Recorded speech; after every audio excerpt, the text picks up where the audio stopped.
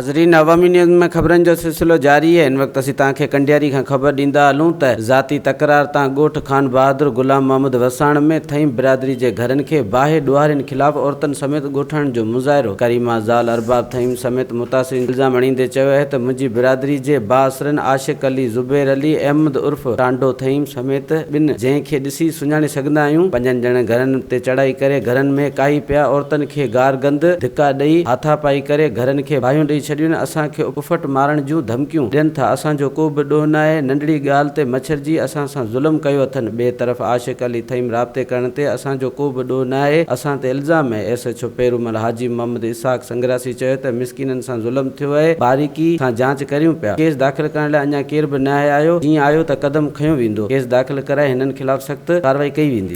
ज़ुल्म ज़ुबैर आशिक़ अहमद कयो वञनि, ॿियो केरु कोन। ॿाहिरि ॾिनी अहमद ऐं ज़ुबैर ॾिनी आहे। आशिक़ पोयां ॿाहिरि बीठो त ॿाहिरि हो छा त भई हिन ॿिन्हिनि परियां पासे खां त फिरी आयो हुन पासे चांटे जे घरनि खे ॿारनि खे मूं सॾु कयो वारो करे घर खे बाहि ॾे वञे। ज़ुबैर ऐं आशिक़ इहे 3 ॼणा हुआ। वरी साबु वठासीं, पोयां ॿारनि फ़ोन कयो, आशिक़, ज़ुबैर ऐं अहमद आया बाहि ॾेई आहिनि। असां पोइ जे रसायूं बाहि जुमाई आहे। इहे 3 जवाबदारनि ऐं SP सांगड़े गुज़ारिश आहे इन्हनि सां को एक्शन खयों वञे। असां ग़रीब मिसकिन आहियूं, सरकार बि नथी ॿुधे। न को पेरूमल थाणो बि कोन थो ॿुधे असांजी।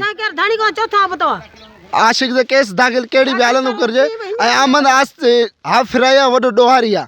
अहमद 8 केस आहिनि, मिरपुर ख़ासि में, सांगड़ में, ऐं हाफ़ फिराई लॻल आहे। वधीक ख़बरनि ऐं तफ़सील जे लाइ विज़िट कयो असांजी वेबसाइट awamiNewsHD.com ऐं ॾिसंदा रहो अवामी न्यूज़ HD।